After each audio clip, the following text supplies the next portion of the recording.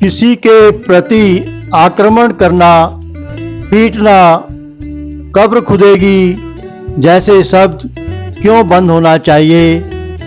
आज की चर्चा में देखते हैं डॉक्टर सुधांशु त्रिवेदी जी के विचार। किसी के प्रति आक्रमण, मारना, पीटना, कब्र खुदेगी जैसे शब्दों का प्रयोग बंद होना चाहिए। क्योंकि याद रखना चाहिए कि लगेगी आग तो आएंगे घर सभी जद में। यहां पे सिर्फ हमारा मकान थोड़ी है। तो मैं सभी दलों से यह आग्रह करता हूं, और विशेषकर कांग्रेस पार्टी से, कि प्रधानमंत्री श्री नरेंद्र मोदी जी के प्रति आपके मन में एक इंफीरियरिटी कॉम्प्लेक्स है। आप एहसास कमतरी से वाबस्ता हैं, माना। आपके मन में ईर्ष्या है, आपके मन में द्वेष है, आपके मन में कुंठा है। मगर उस कुंठा को हिंसा और मौत जैसे शब्दों तक ले जाने से बचिए।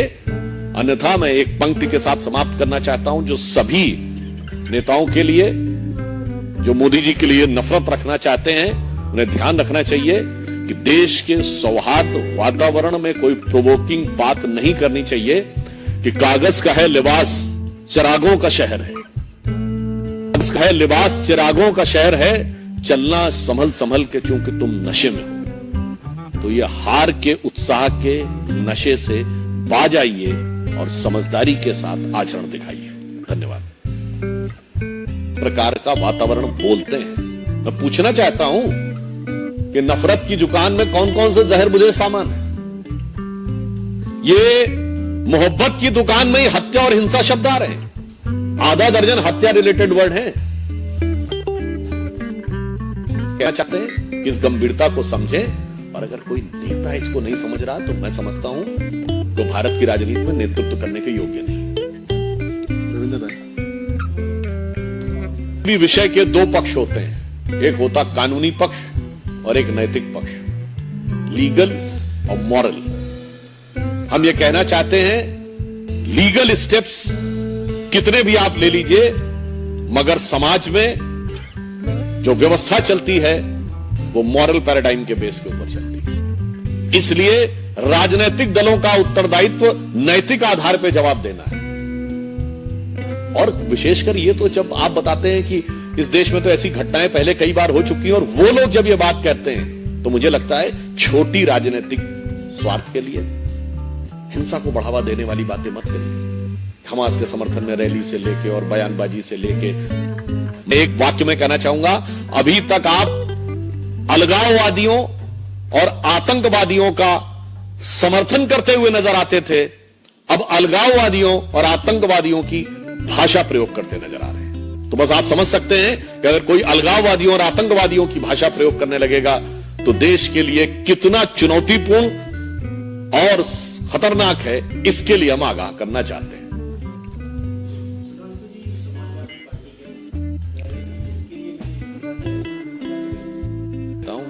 मैं उनसे कहना चाहूंगा, 100 लाओ नहीं, पहले अपना मूलधन बचाओ। जिस वोट बैंक के चक्कर में 2 लड़के साथ आए थे, अब एक लड़का बड़का हो गया है, वो लोकसभा में नेता प्रतिपक्ष हो गया है। अपना वोट बैंक बचाओ, बाद में आकर यहां ज्ञान बखारो। Thank you. आतंकवाद की घटनाएं बढ़ रही हैं। कड़ा प्रहार किया सेना की तरफ से, तो किस तरह का कड़ा प्रहार होगा जाएगा सेना की तरफ से?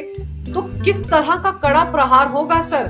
2 महीने में 6 से 7 घटनाएं हो गई हैं जहां पर हमारी सेना को टारगेट किया गया है। तो अब कड़ा प्रहार क्या होगा? अंजू जी, सबसे पहले हमको ये अवगत हो जाना चाहिए कि जो प्रेजेंट गवर्नमेंट आई है उसको पता चल गया है कि हमने कहां गलतियां करी थी पिछले 70 साल में। अब उस इतनी बड़ी बड़ी गलतियों को ठीक करना एक कोई बड़ा छोटा सा कार्यक्रम नहीं है। ये एक मॉन्यूमेंटल टास्क है जो हमारी गवर्नमेंट ने अंडरटेक किया है कि इतने 70 साल की गलतियों को, 75 साल की गलतियों को अब सुधारना। और ये सारी उन गलतियों का नतीजा है जो करना पड़ रहा है, जो अब आके इतने साल बाद अब हम कह रहे हैं, ओहो ये तो स्लीपर सेल है, ओहो ये तो हमारे यहाँ छुपे हुए हैं। ये सब अब हम बोल रहे हैं जो हमसे आज से 45-50 साल पहले बोलना चाहिए था। ये जो प्रॉब्लम थी, अब हमारी जो गवर्नमेंट जो कर रही है वो ये करेगी, और जैसा आप ठीक सोच रही हैं कि किस तरीके से अब हमारे को अपनी पूरी रिसोर्सेस को, जिसको कि खासकर उसको वितरित किया गया था बिकॉज हमारी पॉलिसी लैकिंग थी। आपको पता है इंटरनल सिक्योरिटी डॉक्ट्रिन नहीं थी। रैंड कॉर्पोरेशन ने 1995 में ये डिक्लेयर किया एक लेटर में कि इंडिया की कोई नेशनल सिक्योरिटी डॉक्ट्रिन या वॉर डॉक्ट्रिन ही नहीं है। सन 47 से 95 में पार्लियामेंट हिल गई और जल्दी जल्दी उन्होंने 3 चीफ को बोला, आर्मी चीफ को, डॉक्ट्रिन लिखो, कुछ लिखो, कुछ। ये सारा का सारा अब शुरू हुआ है और अभी धीरे धीरे धीरे लिखना शुरू कर रहे हैं। डॉक्ट्रिन का मतलब है आप पता होना चाहिए अपनी सिक्योरिटी में ये सिचुएशन आए तो ये एक्शन होगा, ये सिचुएशन आए तो ये एक्शन होगा। ये पूछना पाछना नहीं होगा कि प्राइम मिनिस्टर को रिंग करो, उसको रिंग करो, ये रिंग ही करते रहो। जैसे कि 62 में हवाई एयरफोर्स लगाएं कि ना लगाएं, इस पे ही बहस चल रही है। यहां तक कि कारगिल तक पे ये नौबत आ गई थी। इसको कहते हैं लैक ऑफ डॉक्ट्रिन। ये जो अब गवर्नमेंट है मोदी साहब की, इन्होंने इस प्रॉब्लम को दूर करने की अब अभियान उठा लिया है और अब उनको पता चल गया है कि हमारे 370 लगाने के बाद उनको पता चल गया है 370 ने यहां तक कार्यक्रम किया, आगे हम कैसे करेंगे। अब वो दिखा रहे हैं कि अब कार्यक्रम कैसे होगा। नीतियों को चेंज करना है, ऑर्डर्स जो लोगों को नहीं पता थे वो लॉज उसको क्लैरिफाई करा रहे हैं। जो स्पोक्स पर्सन है वो सारी जनता को बता रहे हैं कि आने वाले सालों में ये लॉज लगेंगे सिक्योरिटी रिलेटेड। और आर्म फोर्सेस को ये भी कह दिया गया है और उनको पता चल गया है कि हमारी आर्म फोर्सेस वितरित है, इनको सिंगल कमांड एंड कंट्रोल में लाना पड़ेगा। देखिए मेरी छोटी सी आवाज है पर मैं इतने सालों से कह रहा हूं, मेरी तो खुशकिस्मती है अगर वो मेरी छोटी सी आवाज को थोड़ा सा भी पोर्शन सुन लें कि हमारी फोर्सेस को एक single command and control, forces 3 services नहीं है, उसमें पैरामिलिट्री भी और लोकल पुलिस भी आती है। ये सारी सिक्योरिटी फोर्सेस एक कमांडर के अंडर हों, राइट फ्रॉम गवर्नर से लेके फिर प्राइम मिनिस्टर तक जो इंफॉर्मेशन जाए और वापस आए, ये चेन ऑफ कमांड होना चाहिए। ये अब होगा। इससे क्या होगा, ये जो लोग स्लीपर सेल को छुपा के बैठे थे, जब हमने स्लीपर सेल का पिछली बार वर्णन किया था, ये छुपा के बैठे हुए हैं। यहां तक कि डायरेक्टर जनरल पुलिस सियोन साहब ने अपना टेलीविजन पे ये व्याख्यान दिया है कि फलाना पॉलिटिकल पार्टी, जिसका मैं अभी नाम नहीं ले रहा, वो पार्टी ने किस तरीके से पुलिस अफसरों को पनिश किया जो टेररिस्ट को पकड़ रहे थे, जो इसको काम नहीं होने दे रहे थे। डायरेक्ट रिलेशन था पाकिस्तान के साथ, उनके साथ वार्तालाप हो रहा है। और तभी हमारे पॉलिटिकल लीडर्स को हिम्मत होती थी कहने की कि चूड़ियां नहीं पहनी, ये नहीं पहना, वो नहीं पहना, और खून की नदियां बह जाएंगी, हाथ कट जाएंगे, तिरंगा कोई उठाने वाला नहीं। ये सारा का सारा उसका नतीजा था। ये अब पता चल गया गवर्नमेंट को, इसको खत्म करना है, ये फीलिंग को खत्म करना है और एक जनता में नई जागरूकता लानी है। Create a brave new India, ये जो मोदी गवर्नमेंट कर रही है, इसको हम आप देखेंगे। पर ये अभियान इतना कठोर और बड़ा है कि इसको अभी एकदम से आप 1 घंटे में नहीं कर देंगे। पर हमारी पेशेंस इतनी कम होती है कि हम कहते हैं कि अभी बोला तो अभी सुबह तक हमें रिजल्ट दिखना चाहिए। ये नहीं होता। आगे वीडियो में अमेरिका की सबसे बड़ी टेक्नोलॉजी, अपना आपके खुद के पैसे आप इस्तेमाल नहीं कर पाएंगे, उसका तोड़ दिया पूरा। मगर फिर भी वहां नेटवर्क चल रहा है। एलोन मस्क का स्टारलिंक का लिंक से वो चल रहा है यूक्रेन में। तो यूक्रेन ने एलोन मस्क से ये रिक्वेस्ट किया है कि क्राइमिया में भी हमें वो थोड़ा उसका लिंक दे दीजिए ताकि हम जाके रशिया का जो ठिकाने हैं उसके ऊपर हम कुछ अटैक कर सकें। तो एलोन मस्क ने कोई रशियन उनके दोस्त है या उनके जो कॉन्टैक्ट्स है रशिया में, उनसे सीक्रेटली कुछ बात किया है। तो उनसे पूछा है कि क्राइमिया में अटैक होगा तो आप क्या रिस्पॉन्स क्या होगा। तो बंदे ने उसको बोला है कि हमारे पास कोई चॉइस नहीं रहेगा, फिर हम न्यूक्लियर अटैक करेंगे। तो एलोन मस्क ने यूक्रेन को मना कर दिया कि क्राइमिया में हम आपको स्टारलिंक नहीं देंगे। तो ठीक है, वो पर्दे के पीछे क्या हुआ अलग बात है।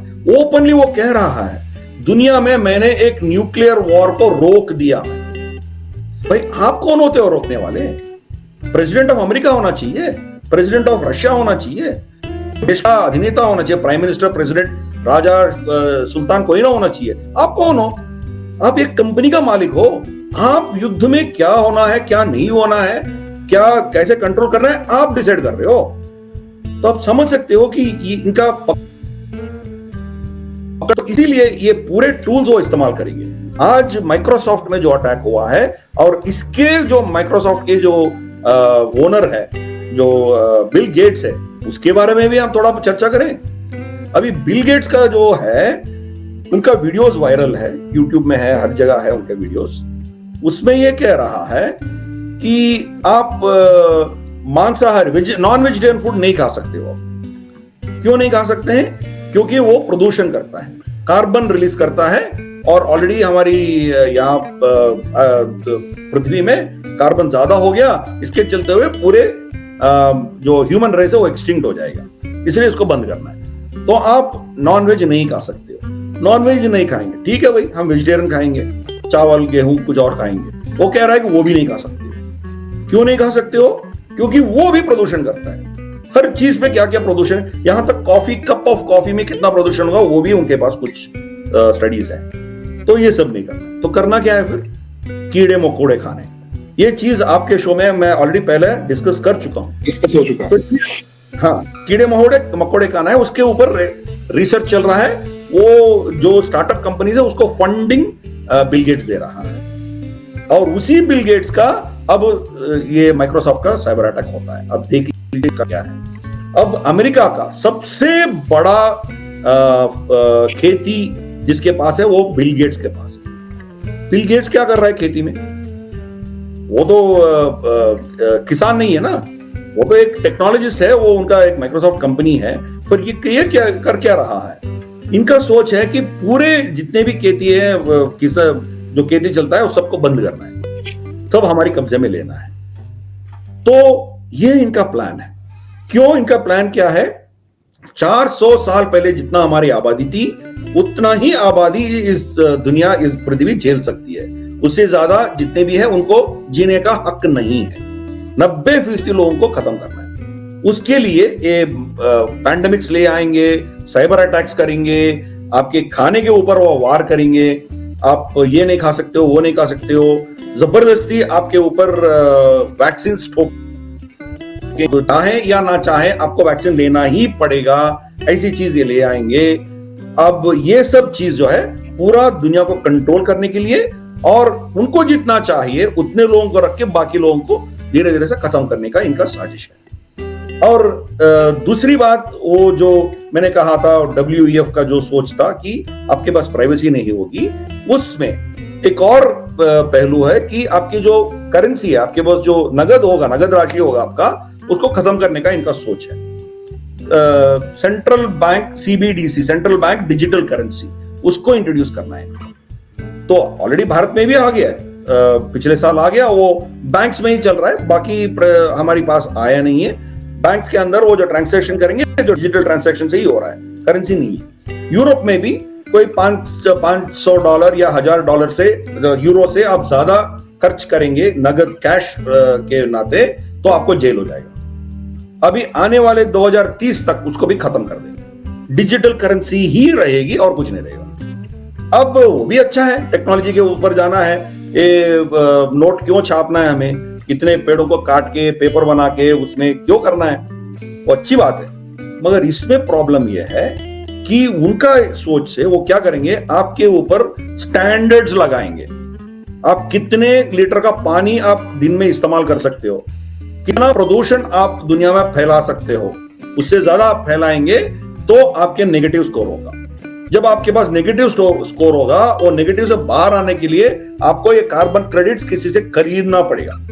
आपसे कम पैसे होने वाले की बंदा जो एक्चुअली उतना खर्च नहीं कर रहा है, उससे आपको खरीदना पड़ेगा। मतलब क्या है, आप जब स्कोर, मान लीजिए स्कोर 100 रखा है, 100 से नीचे गिर जाएगा, आपका 70-80 पे आएगा, अपना आपके खुद के पैसे आप इस्तेमाल नहीं कर सकते। आपके जो बैंक में डिजिटल करेंसी के नाते जो भी है, उसको आपका एक्सेस नहीं रहे, वो काट देंगे, वो डिसाइड करेंगे। मतलब आप वैक्सीन लेना है, कितना पानी कंज्यूम करना है, सिगरेट पीना है, नहीं पीना, हर चीज वो डिसाइड करेंगे और उसके चलते हुए आप अपना खुद का कमाई का पैसा आप इस्तेमाल नहीं कर सकते।